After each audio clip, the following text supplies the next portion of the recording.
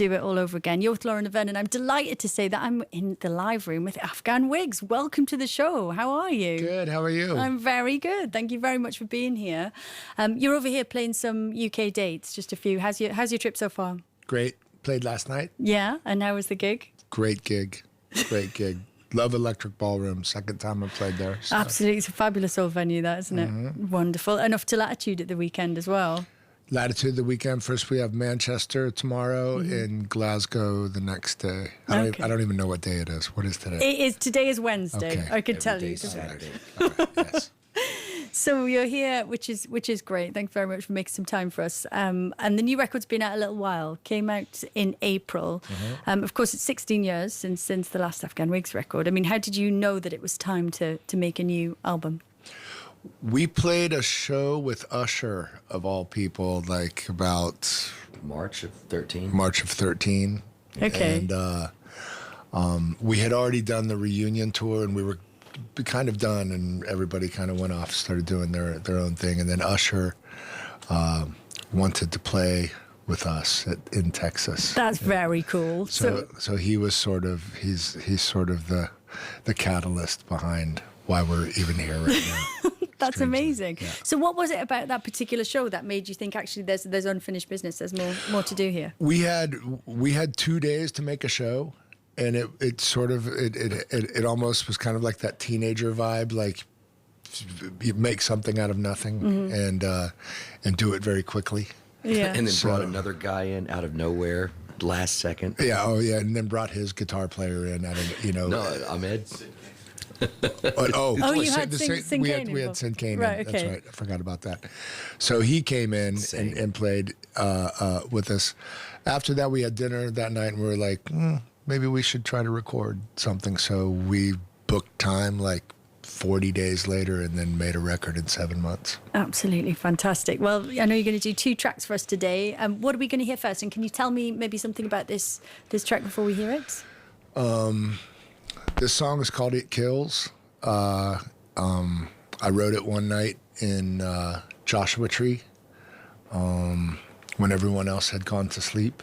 So I think it was sort of almost like probably a lullaby for myself. A desert lullaby. Yeah. That sounds perfect. Over to you. This is Afghan Whigs on 6Music.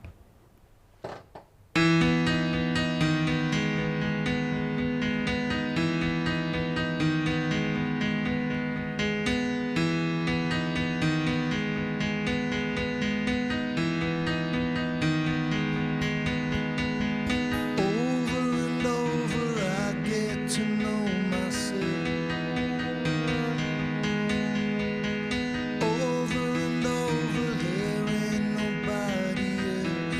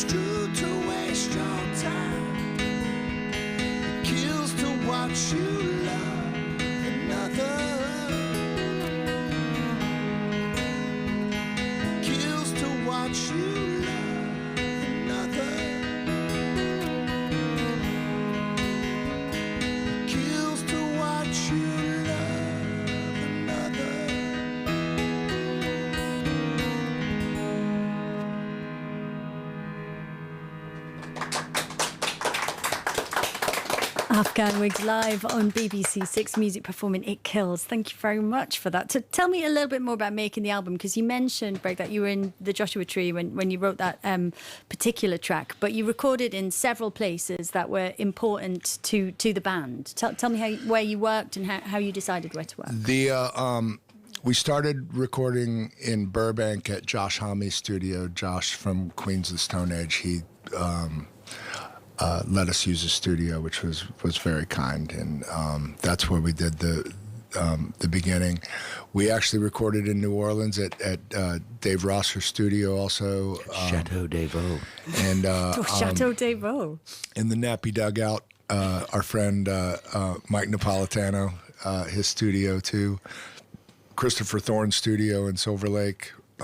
John Curley's studio in Cincinnati, Ultra Suede. So okay, all parts of our history are the places we record. It sounds quite convivial as well. You know, it sounds like kind of dropping in on friends to do a little bit of work. Well, I mean, I travel a lot. We all kind of like visit each other, so we just would record wherever we were. But yeah, probably like 7 different studios. Wow. In 7 months. Oh, goodness me. You said, I think the album you said was named in Cincinnati.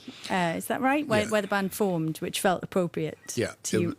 It was our friend Manuel from Italy was visiting, and he heard me beatboxing and thought I was saying, "Do to the beast what you do to the bush." So we that kind of stuck. Okay. Can you tell me anything more about the title, bearing in mind that it's lunchtime? Or?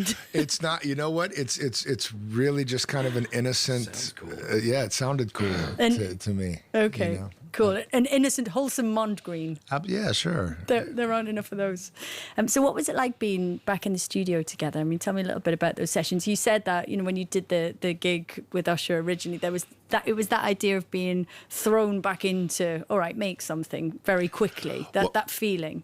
Make something quickly, do it live. A lot of the Twilight Singer stuff I had done was done kind of piecemeal. I would do it with like 1 or 2 people in the studio. This was the first time in a long time that I'd been in a room with a live band, and it kind of has a more of a live feel. So we were always very much a rock and roll band and a live band, so it was cool to play the songs live in the studio. And there are numerous cameo appearances on the album. Tell me how you decided who to involve. And well, we toured with Van Hunt a couple years ago, so he was he was going to always be on the record. He's one of my favorite singers, and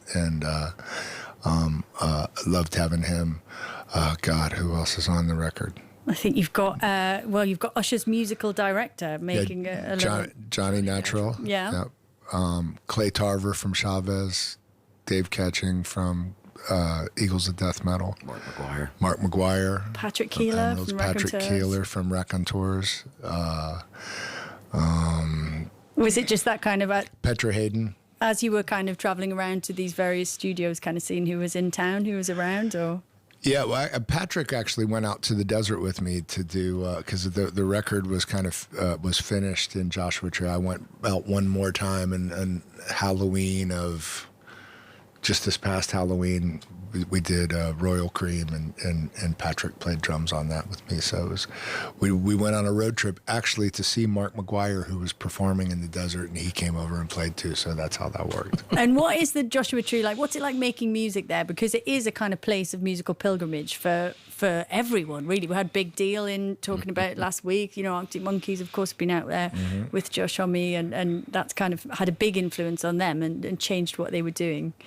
Yeah, they recorded at Rancho, where we did a lot of this record. That's what you think it's like. Yeah, it's Dave Ketching's studio is just a small house in the middle of the desert, and he cooks for you, and it's like recording in someone's house, because that's what you're doing. From when you live in Los Angeles, you don't realize how much noise and overload you're getting until you're able to, drive 100 miles out of town and kind of like put your thoughts out on the bed, and it's really quiet. It's incredibly quiet and really peaceful, and not a lot of distractions. And you can get right down to business there. Fantastic. Well, listen, it's great to have you here. Thank you so much for joining us. We're going to have more music from you later, but for now, Afghan Whigs, thank you so much. Thank you.